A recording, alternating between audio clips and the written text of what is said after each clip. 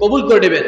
শুধু আপনার চিন্তা, আপনার নিয়ত, আপনার চেষ্টার উপর আল্লাহ তাকিয়ে আছেন।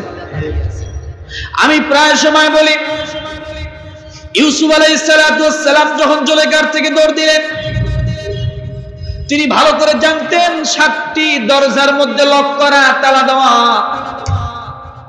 তিনি কোনোদিন কল্পনাও করতে পারেন নাই, তিনি যখন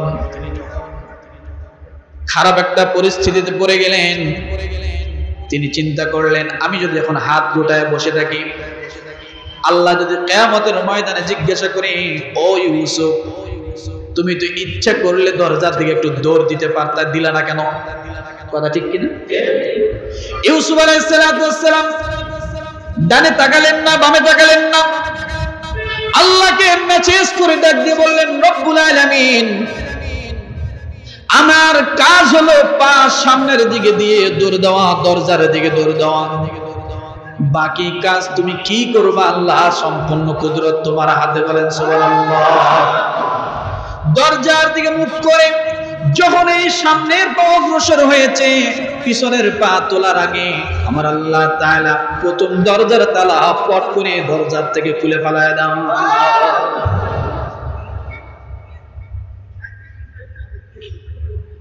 ইউসুফ আলাইহিস সালাম কি করছেন? চেষ্টা করে দৌড় দিয়েছেন। আপনি মসজিদের দিকে আসবেন না, আপনাকে যদি জিজ্ঞাসা করা হয়, ভাই নামাজ পড়ছেন, তখন আপনি ভ্যা ভ্যা শুরু করেন, আপনি তখন কিচ্ছু সময় পাই না, মানে কথার ভাও কি, তখন ভ্যা ভ্যা করে, মনে হয় যে প্রতিবন্ধী হয়ে গেল। বেনামাজিকে যদি জিজ্ঞাসা করেন, ভাই আপনি নামাজ পড়েন? হুজুর টাইম পাই না, হুজুর কখন পড়ি হুজুর, তাই না? কথার সুর এমন ভাবে করে, মনে হয় যে উল্টে আরো ফতুয়া দেওয়া লাগে, ঠিক আছে ভাই তোমার নামাজ পড়া লাগবে না, মানে এই ফতুয়া দেওয়া লাগে, তবু এরকম করি। কথা ঠিক না? এমন কাগজে লঙ্গি ঠিক থাকে না, বাচ্চা করছে হুজুর কাজ করে খুলবে না, কখন পড়ি হুজুর? শুক্রবার পড়ি। মানে ওটা একটা মানে আমাকে বলে এমন ভাবেই করলো, মানে উনি পাক্কা নামাজি, শুক্রবার পড়ি। আছে না এমন ভাব? আহা, আপনি চেষ্টা করে আল্লাহ তাআলা আপনাকে সামনে অগ্রসর করাবে। কথা ঠিক না? ও মুসলমান, চেষ্টা কেমন দেখেন, রব্বুল আলামিনের উপর ভরসা কেমন।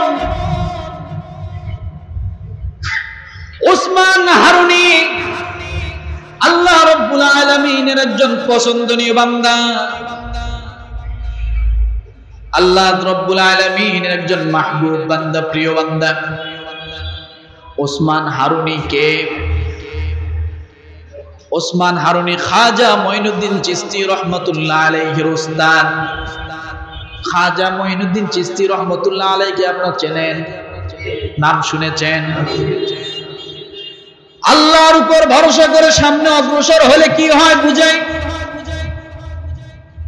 খাজা মঈনুদ্দিন চিশতি রহমাতুল্লাহ আলাইহির উস্তাদ ওসমান হারুনি রহমাতুল্লাহ আলাইহি কোন এক জায়গায় পথ রওনা করেছেন, যাচ্ছেন, কিন্তু হিন্দু এলাকা দিয়ে যাওয়া লাগে, সেখানে অনেক মানুষ হিন্দু বসবাস করে।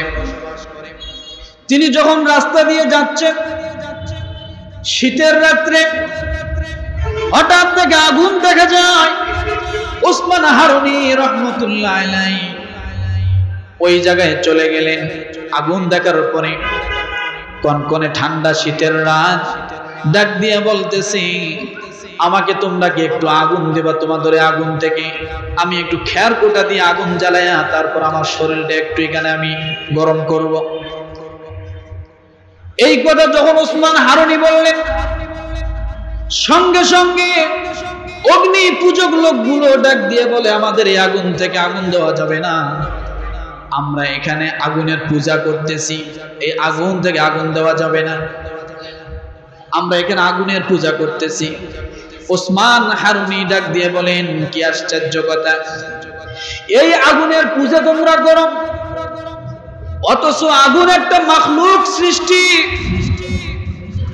এই আগুনকে যিনি সৃষ্টি করেছেন তোমরা তার পূজা করো না, আগুনের পূজা তোমরা করো। এবার ডাক দিয়ে বলেন, দীর্ঘ অনেক বছর ধরে তোমরা আগুনের পূজা করো? বলে হ্যাঁ। তাহলে তোমরা একটু কাজ করো, বলে কি, যেহেতু আমাকে এখান থেকে আগুন দেওয়া যাবে না, তাহলে তোমাদের একটা আঙ্গুল কি আগুনের মধ্যে দিতে পারবা যার পূজা করতেছো? তোমরা কি এখানে একটু আঙ্গুল দিতে পারবা? যারা আগুনের পূজা করে আশ্চর্য হয়ে গেল, কি বলে, আগুনের মধ্যে যদি আমরা আঙ্গুল দেই তাহলে আঙ্গুল তো পুড়ে যাবে। আগুনের ধর্ম হলো পুড়িয়ে ফেলা, আগুনের কাজ হলো পুড়িয়ে ফেলা, আমরা এটা দিতে পারবো না। এবার ওসমান হারুনি ডাক দিয়ে বলেন, তোমরা যদি আগুনের পূজা করো আর সে আগুনের মধ্যে যদি তোমরা হাত দিতে না পারো, বিশ্বাস না থাকে আগুনের উপর যে আগুন তোমাদেরকে জ্বালাবে না, যেহেতু তার পূজা করো, তাহলে আমি যদি আঙ্গুল দেই তাহলে তোমরা কি দেখবা? কি করো না? ডাক দিয়া বলেন, আঙ্গুল না তুমি পুরো আগুনের মধ্যে যেতে পারবা কিনা? ওসমান হারুনি ডাক দিয়ে বলেন, এই আগুনের সৃষ্টিকর্তা যিনি, আমি তার গোলাম। আগুনের সৃষ্টিকর্তা যিনি, আমি তার গোলাম। কারণ আল্লাহ যদি হুকুম দেয় তাহলে আগুনের কোনো ক্ষমতা থাকবে না, কথা ঠিক কিনা? আমি তো ওই লোকের সন্তান, মিল্লাত আবিকুম ইব্রাহিম হুয়া সাম্মাকুমুল মুসলিমিন। আমি তো ইব্রাহিমের সন্তান, জিব্রাহিম নমরুদের অগ্নিকুণ্ডের মধ্যে নিক্ষিপ্ত হওয়ার পরে জান্নাতের বাগানে বসেছিল। কুলনা ইয়া নারু কুনি বারদান ওয়া সালামান আলা ইব্রাহিম। যার জন্য আগুন বারদান হতে পারে, সালাম হতে পারে, সেই ইব্রাহিমের সন্তান তো আমি। আগুনের যদি ক্ষমতা থাকছে ইব্রাহিমকে পোড়াইতো, আগুনের হুকুম পালন করে আল্লাহ।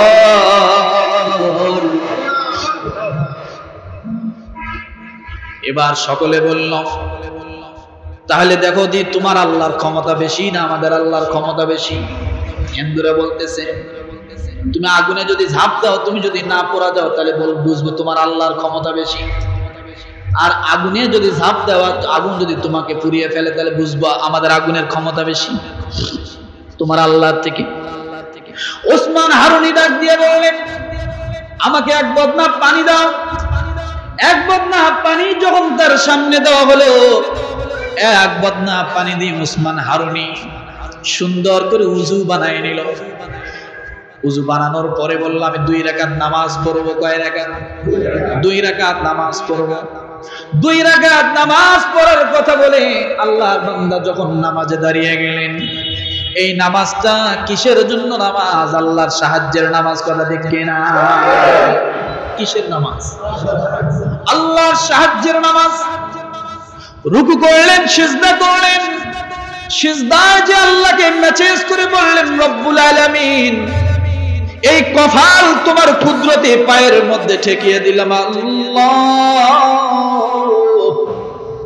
যে কপাল তোমার কুদরতে পায়ে ঠেকে, ওই কপাল তুমি জাহান্নামের আগুনে তো নিক্ষিপ্ত করবা না। আর জাহান্নামের আগুনের অংশ হলো দুনিয়ার আগুন। আয় আল্লাহ, তুমি আগুনের মধ্যে আর এই কপালটা আমার পোড়ায় দিও না। মেসেজ করে দিলেন। এরপরে আল্লাহর নাম ভরসা করে, আল্লাহর উপরে ইয়াকিন রেখে, বিশ্বাস রেখে আগুনের মধ্যে দাঁড়িয়ে গেলেন। এ পার থেকে ওই পারের মধ্যে চলে গেলেন, কিন্তু একটা পশম তার পোড়া গেল না। ইয়া নারু কুনি বারদান ওয়া সালামান আলা ইব্রাহিম। এখন বলবেন, হুজুর এটা তো ইব্রাহিম নবীর জামানায় ছিল। যে আল্লাহ ইব্রাহিম নবীর জামানায় নমরুদের আগুন থেকে ইব্রাহিমকে বাঁচাতে পারে, সে আল্লাহ কি, ওই আল্লাহর ক্ষমতা কি এখন নাই? কথা বলেন। আল্লাহ ইচ্ছা করলে পারে।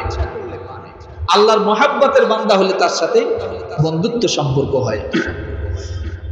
ও মুসলমান, ওই ওসমান হারুনি রহমতুল্লাহ আলাইহি একদিন হঠাৎ একটা এলান দিয়ে বসলেন, আল্লাহর সঙ্গে ভালো সম্পর্ক হলে, বান্দার সঙ্গে ভালো সম্পর্ক হলে, আল্লাহর হুকুম পালন করলে আল্লাহ বান্দার বন্ধু হয়ে যায়।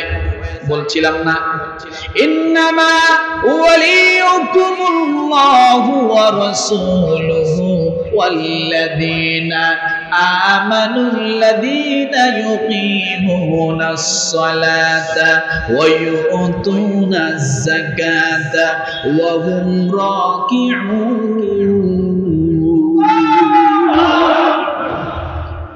নামাজি, যাকাত দেনেওয়ালা অর্থাৎ দানকারী আর নম্র স্বভাবের মানুষ আল্লাহর বন্ধু হয়ে যায়। ওসমান হারুনি রহমতুল্লাহ আলাইহি একদিন মসজিদের মধ্যে ইশার নামাজ শেষ করার পরে, ইশার নামাজের পরে দাঁড়িয়ে বললেন, আজকে এখানে তোমরা যারা আজকে তোমরা যারা ইশার নামাজে আসছো, আমি একটা এলান দিতে চাই, ভালো করে শোনো। বলে কি এলান? যে আজকে যারা ফজরের নামাজ জামাতের সাথে পড়তে আসবে, কিসের সাথে? আজকে যে ফজরের নামাজ জামাতের সাথে পড়তে আসবে, অবশ্যই হতে পারে সে আল্লাহর জান্নাতে চলে যাবে। কিন্তু এই কথাটা অন্য কারো কাছে যদি কেউ বলে, তাহলে সে হয়তোবা জাহান্নামে যাবে। কি বলছে? ওসমান হারুনি ইশার নামাজের পরে যে কয়েকজন মুসল্লি আসছিল ইশার নামাজের সময়, তাদেরকে বললো, আমি তোমাদেরকে একটা গোপন কথা বলতে চাই। বলে কি? আগামীকাল ফজরের নামাজে যে আসবে সে কি হবে? হতে পারে আল্লাহ জান্নাতে সে চলে যেতে পারে। কিন্তু এই কথাটা যদি অন্য মানুষের কাছে কেউ প্রকাশ করে, তাহলে হয়তোবা সে জাহান্নামে যাবে। আশ্চর্য হয়ে গেল, নামাজের কথা আমরা মানুষের কাছে দাওয়াত দিব, এটা জাহান্নামে যাওয়ার কি আছে? কথা ঠিক না? ওসমান হারুনি ডাক দিয়ে বলেন, যে ব্যক্তি ফজরের নামাজ জামাতের সাথে পড়বে, হয়তোবা সে আল্লাহর জান্নাতে চলে যাবে। আমি ওসমান হারুনি ডাক দিয়ে বললাম, এই কথা তোমরা যারা শুনেছো তারাই শুধু জানবা, আর কেউ যেন না জানে। যারা আসবে না তারা হয়তো জাহান্নামের মধ্যে যাবে, কিন্তু এই কথাটা তোমরা বাহিরে বলতে পারবা না, বললে তোমরা হয়তোবা জাহান্নামে যাবে। বিশাল এক পেশ লাগাই দিল। ওসমান হারুনি ডাক দিয়ে বলেন, তার শাগরেদরা যখন এই কথা শুনলেন, শোনার পরে যার যার মতো বাড়িতে চলে গেল। বাপ ছেলের সঙ্গে কথা বলে না, ছেলে বাপের সঙ্গে কথা বলে না, যার যার মনে মনে আছে কালকে ফজরের নামাজ আমি জামাতে পড়বো, আব্বা যেন না জানে। বাবা মনে বলতেছে আমি ফজরের নামাজ কালকে পড়বো, আমার সন্তান যেন না জানে। কারণ বলা হয়েছে যদি জানে তাহলে কি হবে? জাহান্নামে যাবে। সকলে ঘুমিয়ে আছে। ফজরের নামাজ রক্ত যখন হয়ে গেল, নামাজের সময় যখন হয়ে গেল, ওসমান হারুনি পিছন দিকে তাকায় দেখে মসজিদ ভরে গেছে, বারান্দা ভরে গেছে এবং রাস্তাঘাট প্রায় সব ভরা শেষ হয়ে গেছে। কি আশ্চর্য! যে কয়জন মানুষের ভিতরে ছিল এই কয়জনকেই বললো, এত মানুষ আসলো কোথা থেকে? কেমনে আসলো শুনবে? বলবো? সময় আছে? হ্যাঁ না, আজকে বলবো না, আজকে বলবো না, এতটুকু পর্যন্ত থাকবে, এতটুকু পর্যন্ত থাকবে।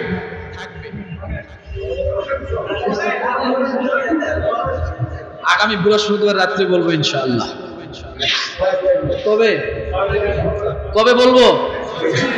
আগামী বৃহস্পতিবার রাত্রে 14 শাবান। কি দিবাগত রাত? কি লাইলাতুন নিসফি শাবান। আসবেন না? হ্যাঁ ইনশাআল্লাহ ওই দিন বলবো। একটি কথা ভালো করে জেনে রাখেন, আজকে যতটুকু আলোচনা শুনলাম, আলোচনা আজকে বেশি করি নেই, নামাজ পড়ে চলে যাবো এই গোপালগঞ্জ, এই জন্য আর বেশি সামনে আগাবো না। এখন কথা হলো যে আমরা যতটুকু শুনলাম, এখন কি আমরা নিয়ত করতে পারি যে এই 21-22 দিন রমাদানের যা আছে আমরা শুধু রমাদানের জন্য প্রস্তুতি নিব? কথা বলেন, আরো জোরে বলেন। কেন রমাদানের জন্য প্রস্তুতি নিবেন ভালো করে জানেন। আমরা যে ফরজ নামাজ পড়ি, ইবনুল জাওজি রাহমাতুল্লাহ আলাইহি তিনি বলেন যে এমন দুইটা কথা,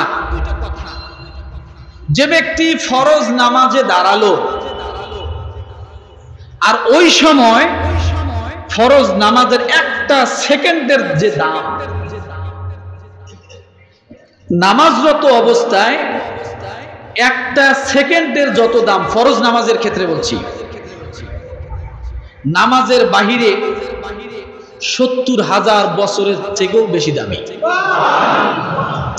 ফরজ নামাজের ভিতরে একটা সেকেন্ডের যে দাম নামাজের বাহিরে 70,000 বছরের থেকেও বেশি দামি। একটা ফরজ নামাজের একটা সেকেন্ডের এত দাম। তাহলে নামাজটা কত দামি, নামাজের দামে সেকেন্ডের দাম হয়ে গেছে, কথা ঠিক নাই? যেমন রমাদান মাসের দামে লাইলাতুল কদরের দাম হয়ে গেছে। আর লাইলাতুল কদরের দাম এই জন্য হয়েছে, ওই রাত্রে আল্লাহ তাআলা কোরআনের দামে দামি বানায় দিয়েছে। তাছাড়া লাইলাতুল কদরের এত দাম হওয়ার কথা নয়। লাইলাতুল কদরের দাম তখনই বেড়েছে যখন ওই রাত্রে কোরআনকে সে ধারণ করেছিল, তাই না? তাহলে যে কোনো একটা দামি জিনিসের ওসিলা আর একটা জিনিস কি হয়, দামি হয়ে যায়। তাহলে ফরজ নামাজের ভিতরে একটা সেকেন্ডের দাম ফরজ নামাজের বাহিরের 70,000 বছরের থেকেও দামি। আরেকটা শোনেন, রমাদান মাসে একটা দিন আর একটা রাতের